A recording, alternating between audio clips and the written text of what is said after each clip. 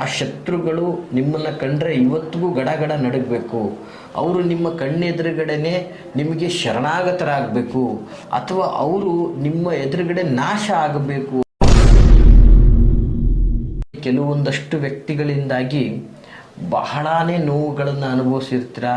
ಅಪಮಾನಗಳಾಗಿರ್ತದೆ ಅಥವಾ ತೊಂದರೆಗಳಾಗಿರ್ತದೆ, ಜಗಳ ಹೊಡೆದಾಟ ಇತ್ಯಾದಿಗಳಾಗಿರ್ತದೆ.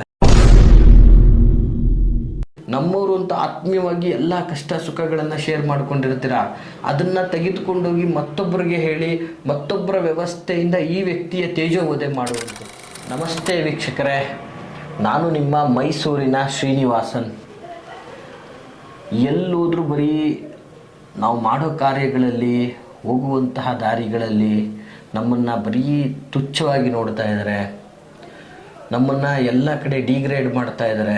ನಮ್ಮ ಬೆಳವಣಿಗೆ ಅಡ್ಡಿ ಆಗ್ತಾ ಇದ್ದಾರೆ. ವೀಕ್ಷಕರೇ, ನಿಮ್ಗೆ ತಿಳಿದಿರ್ಬೋದು, ನಾನು ಹೇಳ್ತಾ ಇರತಕ್ಕಂತಹ ವಿಚಾರ ಇವತ್ತಿನ ದಿನ ಶತ್ರುಗಳ ಬಗ್ಗೆ. ಇವತ್ತು ಶತ್ರುಗಳ ವ್ಯವಸ್ಥೆಯಲ್ಲಿ ನೋಡಿ ಏನಾಗ್ತಾ ಇರ್ತದೆ. ನಿಮಗೆ ನಿಮ್ಮ ಜೀವನದಲ್ಲಿ ಕೆಲವೊಂದಷ್ಟು ವ್ಯಕ್ತಿಗಳಿಂದಾಗಿ ಬಹಳಾನೇ ನೋವುಗಳನ್ನು ಅನುಭವಿಸಿರ್ತೀರ. ಅಪಮಾನಗಳಾಗಿರ್ತದೆ ಅಥವಾ ತೊಂದರೆಗಳಾಗಿರ್ತದೆ, ಜಗಳ ಹೊಡೆದಾಟ ಇತ್ಯಾದಿಗಳಾಗಿರ್ತದೆ. ಸೊ ಅದು ನಿಮ್ಮ ಊರುಗಳಲ್ಲಾಗಿರ್ಬೋದು, ಗ್ರಾಮಗಳಲ್ಲಾಗಿರ್ಬೋದು, ನೀವು ವಾಸ ಮಾಡ್ತಕ್ಕಂತಹ ಒಂದು ಏರಿಯಾಗಳಲ್ಲಾಗಿರ್ಬೋದು, ಅಕ್ಕಪಕ್ಕದ ಜನರೊಟ್ಟಿಗಾಗಿರ್ಬೋದು, ಸಂಬಂಧದಲ್ಲೇ ಆಗಿರ್ಬೋದು, ಯಾವುದೇ ವಿಧದಲ್ಲಿ ಆಗಿದ್ದರೂ ಕೂಡ ಇವತ್ತು ನಿಮಗೊಬ್ಬ ಶತ್ರು ಅಂತ ಇದ್ದಾನೆ ಅನ್ನುವಂತಹ ವ್ಯವಸ್ಥೆಗೆ ಬಂದಾಗ, ಸೊ ಆ ಶತ್ರುವನ್ನು ನೀವು ಬಲಿಷ್ಠರಾಗಿ ಅವನ ಜೊತೆಗೆ ಡೈರೆಕ್ಟಾಗಿ ಹೋರಾಟ ಮಾಡಲಿಕ್ಕಾಗದೆ ಅವನನ್ನು ಮಣಿಸ್ಲಿಕ್ಕೆ ಆಗ್ತಾ ಇಲ್ಲ. ಅವನು ಮಾಡುವಂತಹ ವ್ಯವಸ್ಥೆಗೆ ನಾನು ಸದಾ ಕೊರಗ್ತಾ ಇದ್ದೀನಿ, ನನ್ನ ಯಜಮಾನಿಕೆ ನಷ್ಟ ಆಗ್ತಾ ಇದೆ, ನನ್ನ ಒಂದು ವ್ಯವಸ್ಥೆಯಲ್ಲಿ ಅಡ್ಡಿ ಆಗ್ತಾ ಇದ್ದಾನೆ, ಈ ಥರದ ಒಂದು ಶತ್ರುಗಳಿಂದ ನಿಮಗೆ ತೊಂದರೆಗಳಾಗ್ತಾ ಇದ್ದರೆ ಆ ಶತ್ರುಗಳು ನಿಮ್ಮನ್ನು ಕಂಡ್ರೆ ಇವತ್ತಿಗೂ ಗಡಗಡ ನಡಗಬೇಕು.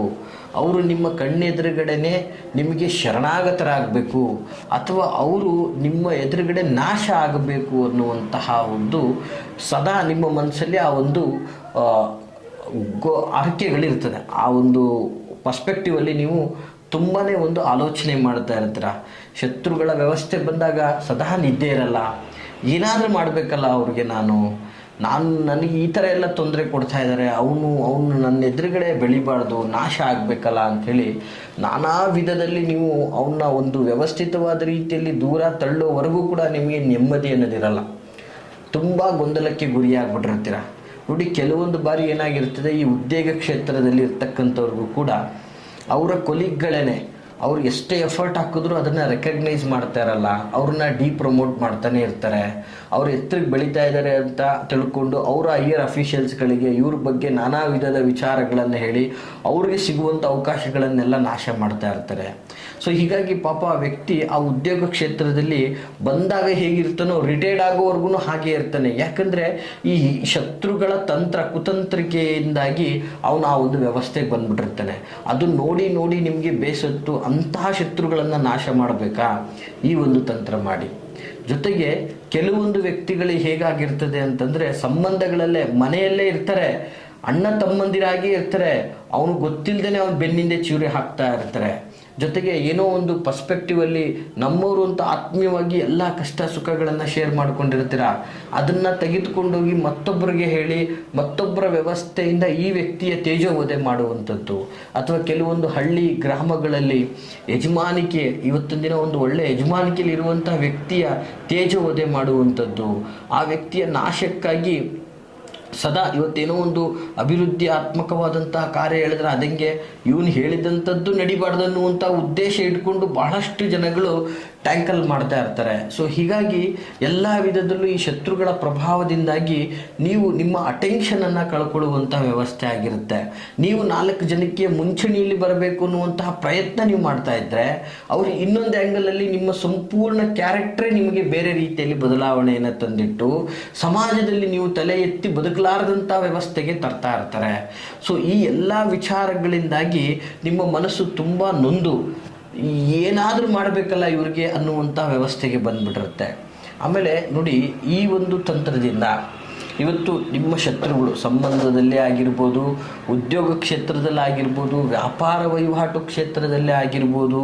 ಸೊ ನಿಮ್ಮ ಶತ್ರುಗಳು ನಿಮ್ಮ ಅಂಕುಶದಲ್ಲಿರಬೇಕು ಅಥವಾ ನಿಮ್ಮ ಕಣ್ಣು ಮುಂದೆ ನಾಶ ಆಗಬೇಕು.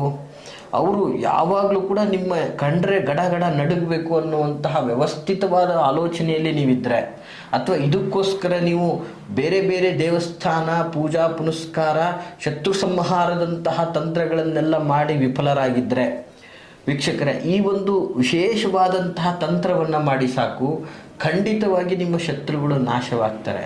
ನಿಮ್ಮ ತಂಟೆಗೆ ಬರಲ್ಲ, ನಿಮ್ಮ ಬಗ್ಗೆ ಆಲೋಚನೆಯೂ ಕೂಡ ಅವ್ರಿಗಿರುವಂಥದ್ದಾಗಿರೋದಿಲ್ಲ. ಕೆಲವೊಂದು ಬಾರಿ ಏನಾಗ್ತದೆ ವೀಕ್ಷಕರೇ, ನಿಮ್ಮ ಒಂದು ಸ್ನೇಹ ಸಲಿಗೆಗಳಲ್ಲಿ ನೀವು ಯಾವತ್ತೂ ಆಡಿದಂಥ ವಿಚಾರಗಳು, ತಮಾಷೆಯಾಗಿ ಮಾತಾಡಿದಂತಹ ವಿಚಾರಗಳು ಮನದಲ್ಲಿಟ್ಕೊಂಡು ಬೇರೆ ಎಲ್ಲೆಲ್ಲೋ ಹೋದಾಗ ನಿಮ್ಮ ಮೇಲೆ ಅದನ್ನು ಬೇರೆ ರೀತಿಯಲ್ಲಿ ರಿವೆಂಜನ್ನು ತೀರಿಸ್ಕೊಂಡಿರ್ತಕ್ಕಂಥದ್ದು ಇರ್ತದೆ.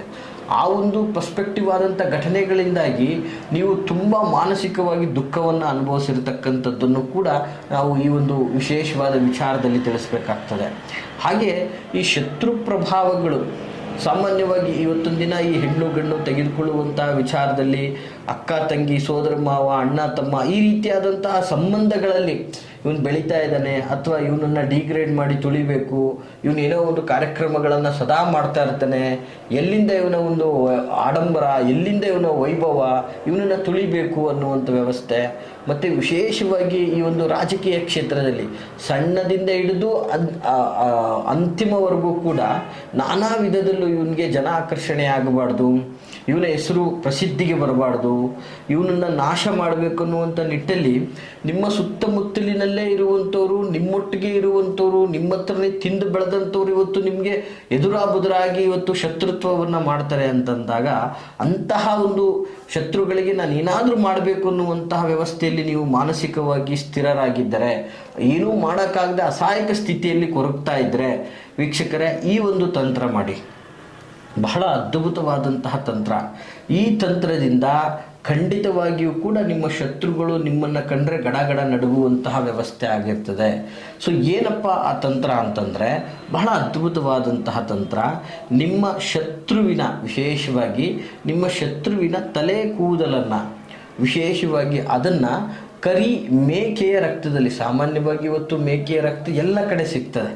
ಸೊ ಈ ಒಂದು ಕರಿ ಮೇಕೆ, ಅದರಲ್ಲೂ ಯಾವುದ್ಯಾವುದೂ ಆಗಬಾರ್ದು, ಕರಿ ಬಣ್ಣದ ಮೇಕೆಯ ರಕ್ತದಿಂದ ಅದನ್ನು ವಿಶೇಷವಾಗಿ ಒಂದು 7 ದಿನಗಳ ಕಾಲ ರಕ್ತದಲ್ಲಿ ಆ ಕೂದಲನ್ನು ನೆನೆಸಿಡಬೇಕು. ಸೊ ನೆನೆಸಿಟ್ಟು ಆ ಒಂದು ಸಮಯದಲ್ಲಿ ವಿಶೇಷವಾಗಿ ಈ ಒಂದು ಮಂತ್ರವನ್ನು ನಿಮ್ಮ ಶಕ್ತಿ ಅನುಸಾರ ಶನಿವಾರದ ರಾತ್ರಿಯಲ್ಲಿ ಪಠಣೆಯನ್ನು ಮಾಡಬೇಕು. ಶನಿವಾರದ ರಾತ್ರಿಯಲ್ಲಿ ಪಠಣೆ ಮಾಡಬೇಕು. ಜೊತೆಗೆ ಪಠಣೆ ಮಾಡಬೇಕಾದ್ರೆ ಧೂಪವನ್ನು ಹಾಕಬೇಕು. ಧೂಪವನ್ನು ಹಾಕಿ ಆ ಧೂಪ ಸಂಪೂರ್ಣವಾಗಿ ಭಸ್ಮವಾದ ನಂತರ ಬೆಳಿಗ್ಗೆ ಆ ಧೂಪದ ಬೂದಿಯನ್ನು ವಿಶೇಷವಾಗಿ 4 ದಾರಿ ಸೇರುವಂತಹ ಜಾಗದಲ್ಲಿ ಚೆಲ್ಲಿ ಬರಬೇಕು.